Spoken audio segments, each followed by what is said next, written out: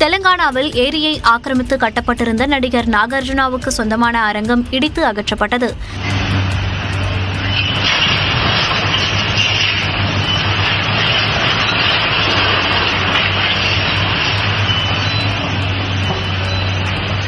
தெலங்கானா தலைநகர் ஹைதராபாத் மற்றும் அதன் சுற்றுவட்டார பகுதிகளில் உள்ள நீர்நிலை ஆக்கிரமிப்புகளை அகற்றும் பணியை ஹைதராபாத் பேரிடர் மீட்பு, சொத்துக்கள் கண்காணிப்பு மற்றும் பாதுகாப்பு நிறுவனம் மேற்கொண்டு வருகிறது. ஹைதராபாத்தின் மையத்தில் உள்ள மாதப்பூர் பகுதியில் தம்மிடிகுண்டா ஏரியை முழுமையாக ஆக்கிரமித்து நடிகர் நாகார்ஜுனா அரங்கம் ஒன்றை கட்டியிருப்பதாக பல ஆண்டுகளாக குற்றச்சாட்டு இருந்து வந்தது.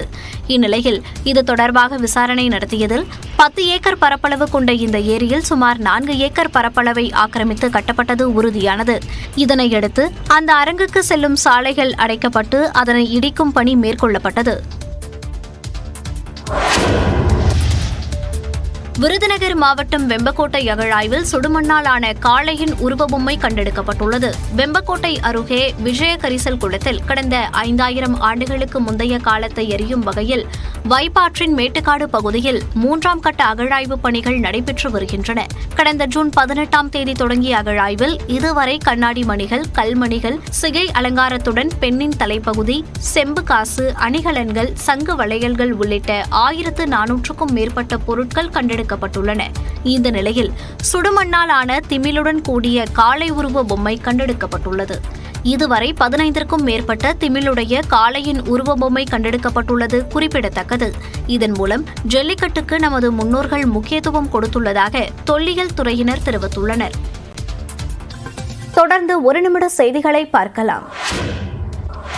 தனது குடும்பத்தினர் மீது தொடர்ந்து அவதூறு பரப்பப்படுவதால் எக்ஸ் தளத்திலிருந்து வெளியேறுவதாக திருச்சி எஸ்பி வருண்குமார் தெரிவித்துள்ளார். இது தொடர்பாக அவர் பதிவிட்டுள்ள விளக்கத்தில் நாம் தமிழர் கட்சியின் ஒருங்கிணைப்பாளர் சீமானை மறைமுகமாக குறிப்பிட்டுள்ளார். அதில் ஒரு பேட்டியில் தன்னை கடுமையாக சாடியது தொடர்பாக சீமானுக்கு சிவில் மற்றும் கிரிமினல் அவதூறு நோட்டீஸ் அனுப்பியதாகவும், இதற்கு விளக்கமளிக்காமல் அவரது கட்சியினர் தனது குடும்பத்தினரை சமூக வலைதளங்களில் அவமதிப்பதாகவும் குற்றம் சாட்டியுள்ளார். தொடர்ந்து ஆபாச சித்தரிப்பில் ஈடுபடும் இந்த கணக்குகளை ஆராய்ந்தபோது இவை அந்த கட்சியின் ஒருங்கிணைப்பாளரில் தொடங்கி மாநில பொறுப்பாளர்கள் வரை முக்கிய நிர்வாகிகளின் தூண்டுதலால் இயக்கப்படுகிறதா என்ற சந்தேகம் எழுவதாக குறிப்பிட்டுள்ளார். இது தொடர்பாக சைபர் கிரைமில் 3 புகார்கள் அளிக்கப்பட்டு விசாரணை நடைபெற்று வருகிறது என்று அவர் கூறியுள்ளார். நிஜ வாழ்வில் பலரை எதிர்கொள்ளும் சூழலில் இந்த இணைய கூலிப்படையை எதிர்கொள்வது பொருட்டல்ல என்றும், தங்கள் குடும்பத்தினர் மீதான அக்கறைக்காக எக்ஸ் இணைய உரையாடல்களில் இருந்து தற்காலிகமாக தானும் தனது மனைவி நந்திதா IPSம் விலக இருப்பதாகவும் தெரிவித்துள்ளார். மேலும் நாம் தமிழர் கட்சி தலைமை ஒருங்கிணைப்பாளர் சீமான் மற்றும் 2 பொறுப்பாளர்கள் மீது மானநஷ்ட வழக்கு தொடர உள்ளதாகவும், எந்தவித சமரசமும் இன்றி சட்ட நடவடிக்கைகள் மேற்கொள்வேன் என்றும் வருண்குமார் IPS தெரிவித்துள்ளார். திருச்சி எஸ்பி வருண்குமார் IPS போல் செயல்பட வேண்டும் என்றும், திமுகவின் IT விங்காக செயல்படக்கூடாது என்றும் நாம் தமிழர் கட்சி தலைமை ஒருங்கிணைப்பாளர் சீமான் விமர்சித்துள்ளார். திருவாரூர் மாவட்டம் திருக்கொள்ளிக்காடு கோவிலில் சீமான் பக்தர்களுடன் நீண்ட வரிசையில் காத்திருந்து சாமி தரிசனம் செய்தார். பின்னர் செய்தியாளர்களிடம் பேசிய அவர், தன் மீது 138 வழக்குகள் இருக்கும் நிலையில் அதனை 200ஆக அதிகரிக்கும் முயற்சியில் திருச்சி எஸ்பி வருண்குமார் ஈடுபட்டுள்ளதாக கூறினார். அவர் அண்ணன் 138 வழக்கில் இருக்காரு. அதை அதிகமாக்கி 200 ஆக்கிடுவோம்னு நினைக்கிறாரு. டபுள் செஞ்சுரி அடித்தான் சீமான்னு வரலாறுல வரணும்ல. நீங்கள் IPSஆ இயங்கணும், திமுகவின் IT விங்கில் வேலை செய்யக்கூடாது. அரசு அதிகாரத்தின் ஒரு புள்ளியாக இருக்கும் எஸ்பி வருண் தான் அதிகாரத்தை எதிர்த்து போராடுவதை புரிந்து கொள்ள வேண்டும் என்றார். தம்பி, நான் பார்க்காத வழக்கா தம்பி.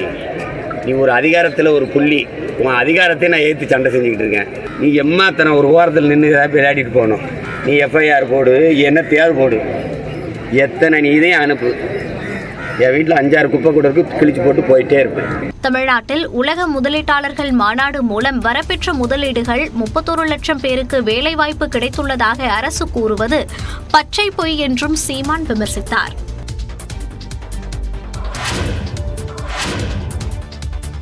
சென்னையில் நடைபெறவுள்ள ஃபார்முலா 4 கார் பந்தயத்தால் போக்குவரத்து நெரிசல் ஏற்படாது என்று விளையாட்டுத்துறை அமைச்சர் உதயநிதி ஸ்டாலின் தெரிவித்துள்ளார். கடந்த ஆண்டு நடத்த திட்டமிட்டு பின்னர் ஒத்திவைக்கப்பட்ட ஃபார்முலா 4 கார் பந்தயம் வரும் 31 மற்றும் செப்டம்பர் 1ஆம் தேதிகளில் சென்னை அண்ணா சாலை உள்ளிட்ட பகுதிகளில் நடைபெறவுள்ளது.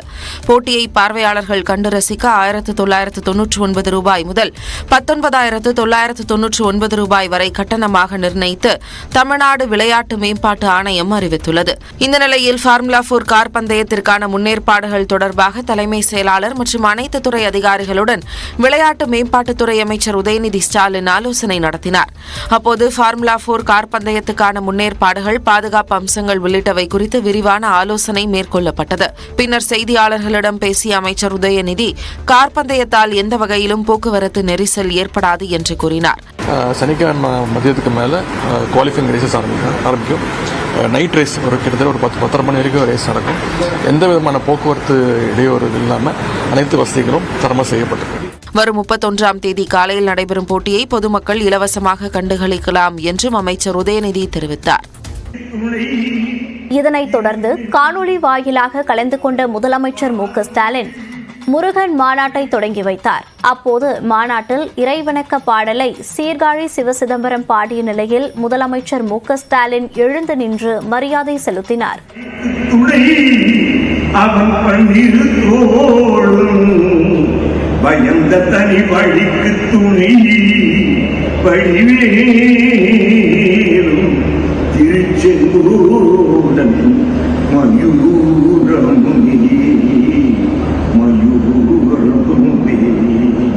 பின்னர் பேசிய முதலமைச்சர் மு.க.ஸ்டாலின் கடந்த 3 ஆண்டுகளில் தமிழ்நாட்டில் உள்ள கோயில்களில் மேற்கொள்ளப்பட்ட திருப்பணிகள் குறித்து பட்டியலிட்டார். குறிப்பாக நிலம் மீட்பு, புனரமைப்பு பணிகள் உள்ளிட்டவை குறித்து முதலமைச்சர் மேற்கோள் காட்டினார். தொடர்ந்து பேசிய அவர் ஆலய வழிபாடுகளில் தமிழ்மொழி முதன்மை பெற வேண்டும் என்றும் கூறினார். மேலும் கோயில் கருவறைகளில் சமத்துவம் நிலவ வேண்டும் என்றும் முதலமைச்சர் தெரிவித்தார். ஆலய வழிபாடுகளில் தமிழ் மொழி முதன்மை பெறணும். திருக்கோயில் கருவறைக்குள் மனிதருக்கிடையே பாகுபாடு காட்டாத சமத்துவம் நிலவணும். அன்பால் உயிர்கள் ஒன்றாகும், அறத்தால் உலகம் நன்றாகும். அனைத்து துறைகளிலும் சமமான வளர்ச்சி இருக்க வேண்டும் என்ற நோக்கில் இந்து சமய அறநிலையத்துறையும் சிறப்பாக செயல்பட்டு வருவதாக முதலமைச்சர் சுட்டிக்காட்டினார். அனைத்து தரப்பினரும் கலந்து கொண்டுள்ள அனைத்துலக முத்தமிழ் முருகன் மாநாட்டை சிறப்பாக நடத்துவதற்கு முதலமைச்சர் மு.க.ஸ்டாலின் வாழ்த்து தெரிவித்தார். இந்த மாநாட்டில் பல்வேறு நாடுகளைச் சேர்ந்த பக்தர்களும் கலந்து கொண்டுள்ளனர்.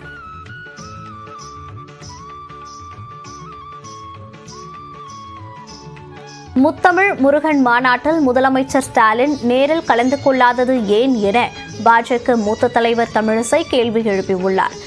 பேரறிஞர் அண்ணாவின் தமிழை பின்பற்றியவர்கள் ஆண்டாளின் தமிழையும் பின்பற்ற வேண்டிய காலம் வரும் என்றும் அவர் குறிப்பிட்டார்.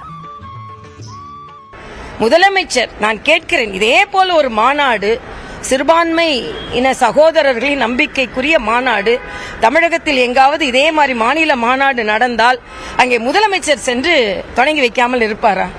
ஆக இது பேருக்கு என்று ஒன்று நடத்துவார்கள். ஆனால் நாங்கள் எங்கள் நிலைப்பாட்டில் அப்படியே தான் இருப்போம் என்பதை அவர்கள் வலியுறுத்துகிறார்கள். ஆனால் தமிழகத்தில் அரசாங்கமே ஒரு ஆன்மீக மாநாடு நடத்துவது, தமிழகம் ஆன்மீகத்தின் பக்கம்தான்.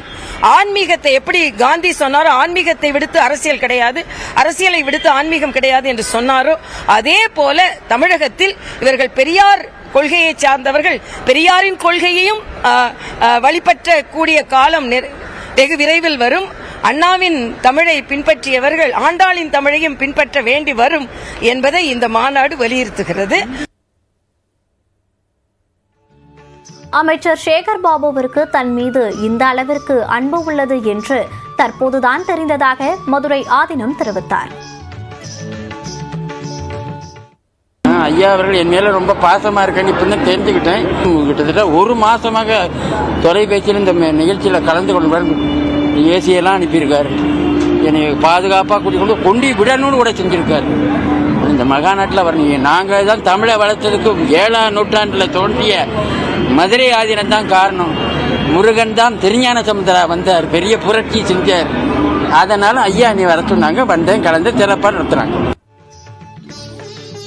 பழனி முருகன் மாநாடு எதிர்பார்த்ததை விட பிரம்மாண்டமாக உள்ளது என்று பக்தர்கள் தெரிவித்துள்ளனர். ரொம்ப நல்லா இருந்துச்சு, நல்லா பிரம்மாண்டமாக செஞ்சுருக்காங்க. முதல் முறையாக பழனியில் இப்படி ஒரு மாநாடு வச்சுருக்காங்க. ரொம்ப நல்லா இருந்துச்சு. சிலையும் நல்லா நேச்சுரலாக வச்சுருக்காங்க, அழகாக இருக்குது. இதான் முதல்ல அப்போ நடந்திருக்கு, ரொம்ப அற்புதமாக இருக்குது. இவ்வளோ கூட்டம் வந்திருக்கு, ரொம்ப சிறப்பாக இருக்குது, நல்லா இருக்குது. எல்லாமே சூப்பராக இருந்துச்சு, எல்லாமே கிரியேட்டிவிட்டிவாக நல்லா இருந்துச்சு. இப்படி இருக்கும்னு எக்ஸ்பெக்ட் பண்ணல, பட் சூப்பராக இருந்துச்சு. ஆம்ஸ்ட்ராங் கொலை தொடர்பாக திரைப்பட இயக்குநர் நெல்சனிடம் தனிப்படை காவல்துறையினர் விசாரணை நடத்தினர். பகுஜன் சமாஜ் கட்சியின் மாநில தலைவராக இருந்த ஆம்ஸ்ட்ராங் கொலை வழக்கில் சம்போ செந்திலின் கூட்டாளியான மொட்டை கிருஷ்ணனை தனிப்படை காவல்துறையினர் தீவிரமாக தேடி வருகின்றனர். இதனிடையே மொட்டை கிருஷ்ணனும் திரைப்பட இயக்குநர் நெல்சனின் மனைவி மோனிஷாவும் கல்லூரிக்கால நண்பர்கள் ஆவர். மொட்டை கிருஷ்ணனிடம் செல்போனில் பேசி வந்ததால் அது குறித்து மோனிஷாவிடம் விசாரணை நடத்தப்பட்டதாக காவல்துறை தரப்பில் தெரிவிக்கப்பட்டது. இந்த நிலையில் மோனிஷாவை தொடர்ந்து இயக்குநர் நெல்சனிடம் விசாரணை நடத்த முடிவு செய்யப்பட்டது. அதன் தொடர்ச்சியாக அடையாறில் உள்ள நெல்சனின் வீட்டிற்கு சென்று தனிப்படை காவல்துறையினர் சுமார் 1 மணி நேரம் விசாரணை நடத்தினர்.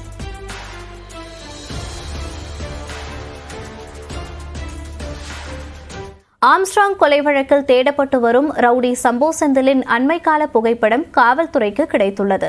பகுஜன் சமாஜ் கட்சி மாநில தலைவராக இருந்த ஆம்ஸ்ட்ராங் கொலை வழக்கில் இதுவரை 27 பேர் கைது செய்யப்பட்டுள்ளனர். மேலும் கொலை வழக்கில் சம்போ செந்தில் உள்ளிட்டோரை தீவிரமாக காவல்துறையினர் தேடி வருகின்றனர். இதனிடையே சம்போ செந்திலின் முன்னாள் மனைவியிடம் காவல்துறையினர் விசாரணை நடத்திய போது 2020ஆம் ஆண்டு வரை அவரிடம் பேசியது தெரியவந்துள்ளது. அப்போது சம்போ செந்திலின் உருவம் குறித்த அண்மைக்கால புகைப்படத்தை பெற்றுள்ளனர். கடந்த 10 ஆண்டுகளுக்கு முன்பு இருந்த புகைப்படத்தை வைத்து சம்போ செந்திலை தனிப்படை காவல்துறையினர் தேடி வந்த நிலையில் தற்போதைய புகைப்படம் கிடைத்துள்ளது. ஆம்ஸ்ட்ராங் கொலைக்கு பிறகும் VPN தொழில்நுட்பம் மூலம் நாளொன்றுக்கு 5 பேரிடம் பேசி வருவதாக காவல்துறையினர் கண்டறிந்துள்ளனர். இதனிடையே நாட்டு வெடிகுண்டு கொடுக்க மூளையாக செயல்பட்ட ரவுடி புதூர் அப்புவை பிடிக்க 5 தனிப்படைகள் அமைக்கப்பட்டுள்ளன. சம்போ செந்தில் உத்தரவின் பேரில் புதூர் அப்பு நாட்டு வெடிகுண்டுகளை ஆம்ஸ்ட்ராங் கொலைக்கு சப்ளை செய்தது தெரியவந்துள்ளது.